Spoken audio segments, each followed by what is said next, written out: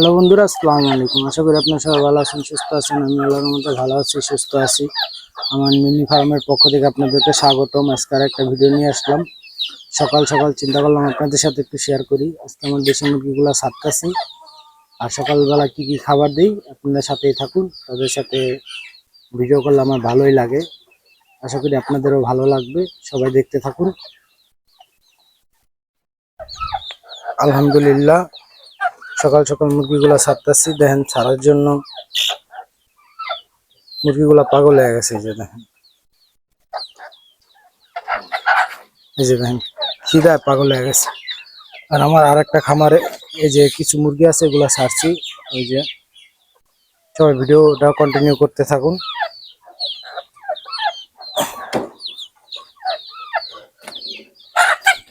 বিসমিল্লাহ।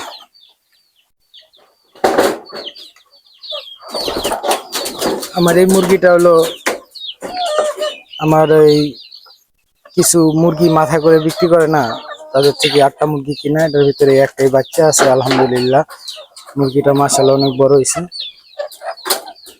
ও মাশাআল্লাহ, সকাল সকাল ডিম পাইছি। আলহামদুলিল্লাহ, সকাল সকাল ডিম পাইছি। আমি এই ডিম দিয়েই মুরগি কুমে বসাই, যেটা আমাদের আঞ্চলিক ভাষায় বলে। ওটা দিয়ে আমি মুরগির বাচ্চা ফুটাই, এবার বৃদ্ধি করি। আর মুরগির মা দিয়ে আমি ব্রুডিং করি। আমার এই মুরগিটার জন্য সবাই দোয়া করবেন। এটা 3 কেজি প্লাস হয়েছে আলহামদুলিল্লাহ। এই মুরগিটা সম্পূর্ণ আমি দেশি মুরগির স্বাদ পাবো। এই মুরগিটা যখন আমি খাবো আপনাদেরকে আশা করি ইনশাল্লাহ সম্পূর্ণ ভিডিওটা দেখাবো। মুরগিটা মাশাআল্লাহ টাইগার মুরগির মতন হয়েছে। সবাই দোয়া করবেন আমার মিনি খামারের জন্য। আমি মুরগিগুলো এইভাবেই ছেড়ে পালি।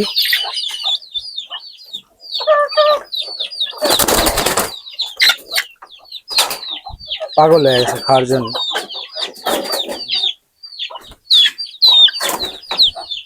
চলেন মুরগিগুলোকে খাবার দিই, ভিডিওটা কন্টিনিউ করবেন। আলহামদুলিল্লাহ, দেখেন খাবার দিই।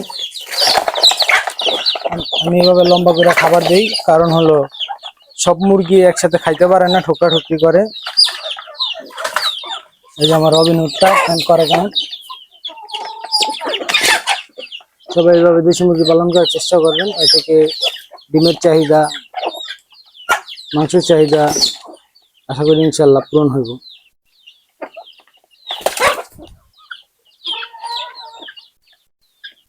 আর যদি একসাথে অনেকগুলা দেশি মুরগির বাচ্চা কিনা যদি আপনারা খামার করে চিন্তা ভাবনা করেন, আশা করি আপনার এখান থেকে ভালো কোনো প্রফিট আসবে না, আরো লসের সম্মুখীন হবেন। যখন এই খামার বাচ্চাগুলা মুরগিগুলো আমি দেখি, আমার খুব ভালো লাগে। আর আমি সকালবেলা দানাদার খাবার দিই। এটা আমার লেয়ার 1, আমার নিজের হাতের তৈরি। ভিডিওটা আমি করছি, আপনারা সবাই দেখবেন। আশা করি আপনারাও শিখতে পারবেন। এটা হলো 40 টাকা কেজি দাম পড়ে। আর যদি আপনি রেডি লেয়ার 1 কিনতে চান, তাহলে সেক্ষেত্রে আপনি 70 থেকে 72 টাকা পড়বে। এখানে 30 থেকে 35 টাকা আপনাদের খরচ কমবে।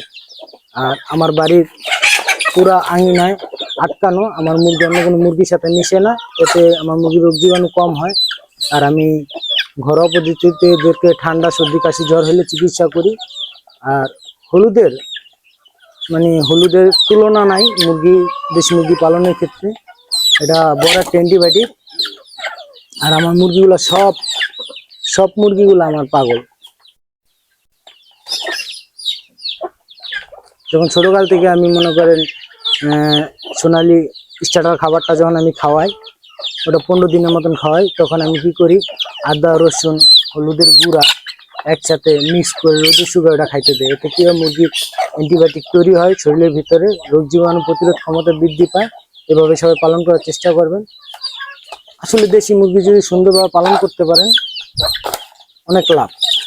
আর যদি একসাথে অনেক মুরগি আপনি পালন করেন, কোনো মুরগিতে আপনি লাভ পাইবেন, একমাত্র পোলট্রি ছাড়া। পোলট্রি পালনটা অল্প সময়ের জন্য তো। আর যে মুরগি পালেন অবশ্যই আপনি অল্প দিয়ে শুরু করবেন। সোনালী পালেন, লেয়ার পালেন, আগে শিখতে হবে।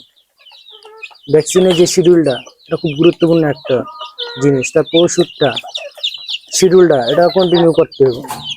দেশি মুরগি এমনি রোগ জীবাণু প্রতিরোধ ক্ষমতা বেশি, তারপরে মনে করেন আরো হয়, সেক্ষেত্রে ভ্যাকসিন লাগে না। আমি ভ্যাকসিন ছাড়া মুরগি পালন করি।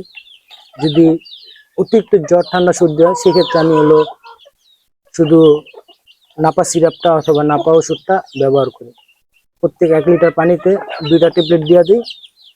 আর না হলে 1 লিটার পানিতে তরল যেই ওষুধটা মানুষে খায়, বাচ্চা মানুষে খায়, সেটা হলো 1 মিলি করে দিই। এইভাবে আমি দেশি মুরগি পালন করি। আপনারা এভাবে দেশি মুরগি পালন করবেন, এতে দেশি মুরগি অনেক লাভ হবে।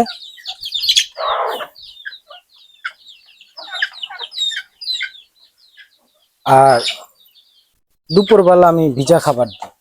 যেমন আমার ব্রয়লার খামারে যে অবশিষ্ট খাবারগুলা থাকে, ওগুলা আমি মনে করেন ভাতের মার দিয়ে সুন্দরভাবে গলায়। আশা করি আপনাদের ভিডিওটা উপকার আছে। আমার ভিডিওটা যদি ভালো লেগে থাকে, আমার চ্যানেলটা সাবস্ক্রাইব করে, লাইক, কমেন্ট, শেয়ার করে আমার পাশে থাকবেন। আজকে ভিডিও এই পর্যন্তই। সবাই ভালো থাকবেন, সুস্থ থাকবেন। আসসালামু আলাইকুম।